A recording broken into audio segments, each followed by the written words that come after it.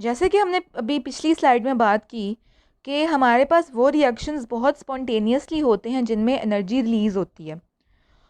तो जो जिसमें जिनके जिन रिएक्शंस के अंदर प्रोडक्ट्स की एनर्जी ज़्यादा होती है, उनके अंदर क्या होता है कि उनके अंदर हमारे पास एंडोजोनिक रिएक्शंस हो रहे होते हैं, कि मतलब रिएक्टेंट्स के अंदर एनर्जी डाली जाएगी तो हमारे पास एनर्जी वाला प्रोडक्ट बनेगा, जैसे कि फोटोसिंथेसिस है। फोटोसिंथेसिस एक एंडोजोनिक रिएक्शन है जिसके नतीजे में हमारा प्रोडक्ट ग्लूकोज बनता है। ग्लूकोज की energy compare to carbon dioxide या water which are the reactants, it is more. तो ग्लूकोज की एनर्जी में से जब हम कार्बन डाइऑक्साइड और वाटर की एनर्जी माइनस करेंगे तो हमारे पास फ्री एनर्जी चेंज पॉजिटिव में आएगा। ठीक है, तो मैंने भी आपको ये टिप बताया कि केमिकल रिएक्शंस उस डायरेक्शन में ज़्यादा फेवर होते हैं जिनमें एनर्जी रिलीज़ होनी होती है।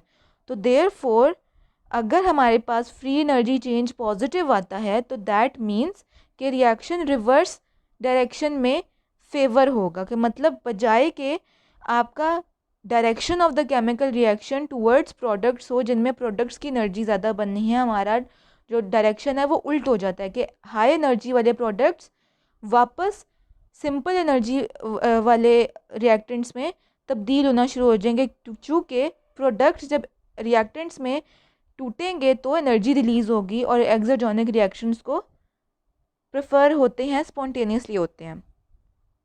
The units of delta G is joule per mole और कैलोरीज। कैलोरीज का मतलब है कि कितनी एनर्जी यूज़ होती है। Now we'll talk about enthalpy. It is the heat content of the reacting system. It reflects the number and kinds of chemical bonds in the reactants and products. कि heat content क्या होता है एक reacting system का, ये बहुत easy याद रखना। तो ऐसे केमिकल रिएक्शन जिनमें हीट या एनर्जी, इसमें बेसिकली हीट का लफ्ज़ याद रखेंगे, इसमें हीट है हमारा कीवर्ड।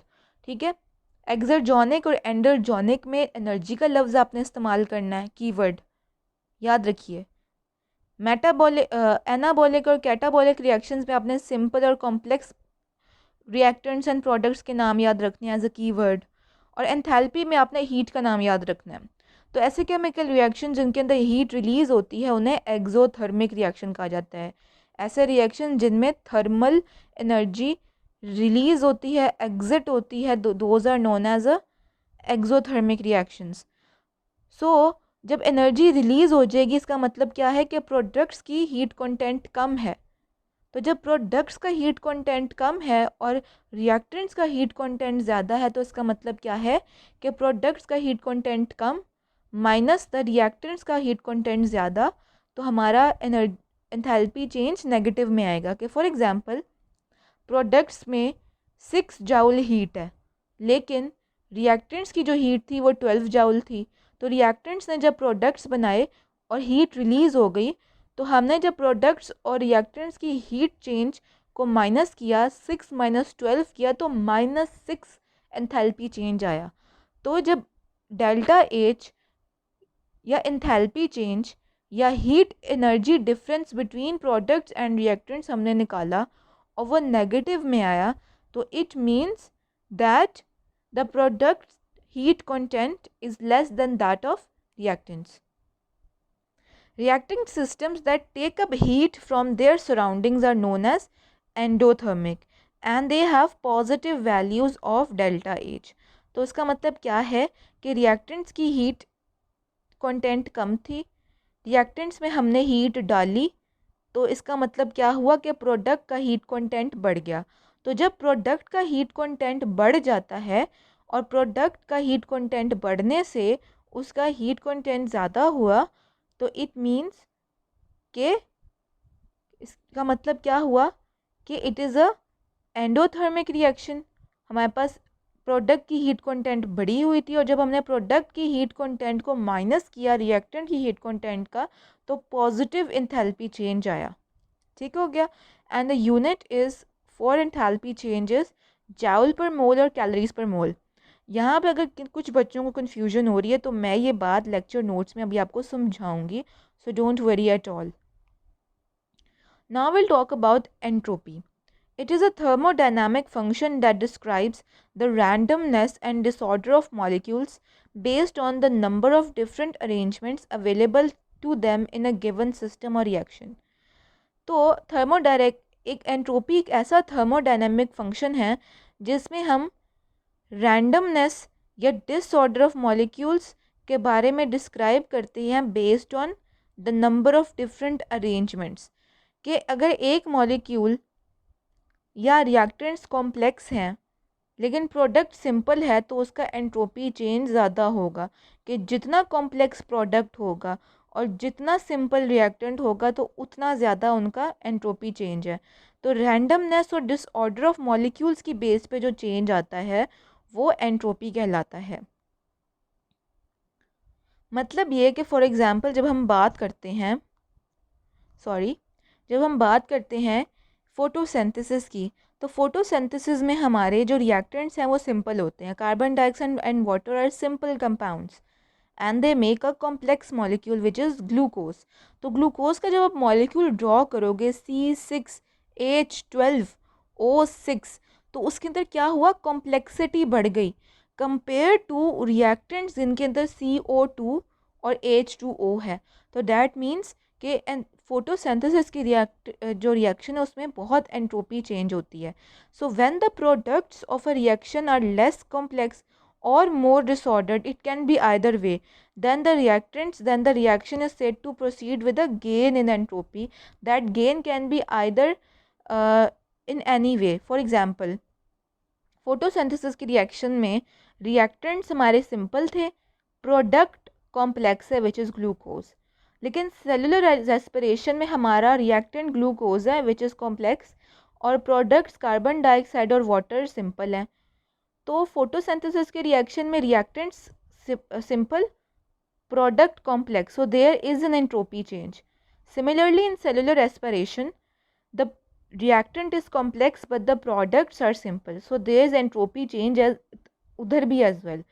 सो मतलब क्या हुआ कि या प्रोडक्ट्स कॉम्प्लेक्स हो या डिसऑर्डर हो compare to reactants, entropy gain होगा ही होगा। तो ये आपके पास सामने एक फॉर्मूला लिखा है that the change in free energy is equal to the change in enthalpy minus the change in entropy. ये एक फॉर्मूला दिया गया, इसको आपने एज इट इज़ याद करना है। अब हम थोड़ा डिटेल में बात करेंगे फ्री एनर्जी चेंज, जो हमने गिब्स फ्री एनर्जी की बात की थी। So the change in energy is represented in two ways, delta G और डेल्टा जी नॉट। ये जो ज़ीरो होता है इसको आप नॉट कहते हो। तो delta G and delta G naught, इन दो तरह से आप एक्सप्रेस कर सकते हो फ्री एनर्जी चेंज को। मतलब प्रोडक्ट्स की energy minus free energy is equal to delta G और डेल्टा जी नॉट। अब हम डेल्टा जी और डेल्टा जी नॉट का माइनर सा डिफरेंस है वो हम पढ़ेंगे। Delta G represents the change in free energy and thus the direction of a reaction at any specified concentration of products and reactants. मतलब ये कि डेल्टा जी आपकी चेंज इन फ्री एनर्जी बताता है, प्रोडक्ट्स की एनर्जी माइनस द रिएक्टेंट की energy वो free energy बताता है, और डायरेक्शन भी शो करता है with the help of the sign. If the sign of the delta G is negative it means the reaction is going from the reactants to the products in a way के products की energy कम होगी और reactants की energy ज़्यादा होगी। जब products की energy कम होती है तो और रिएक्टेंट्स की एनर्जी ज़्यादा होती है तब आपका नेगेटिव में वैल्यू आता है फ्री एनर्जी का, because free energy is products energy minus the reactant energy. So 3 joule for example of product energy minus 6 joule of reactant energy is equal to -3।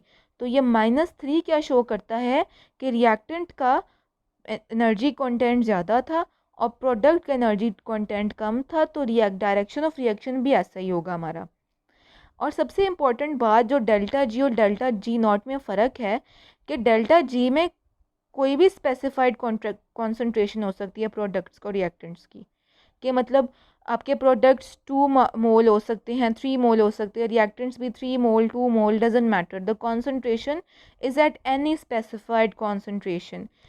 But जो स्टैंडर्ड फ्री एनर्जी या delta G naught होता है, इसका मतलब क्या है कि delta G naught is a type of a free energy change in which the energy change is present when reactants and products are at a concentration of 1 mole per liter.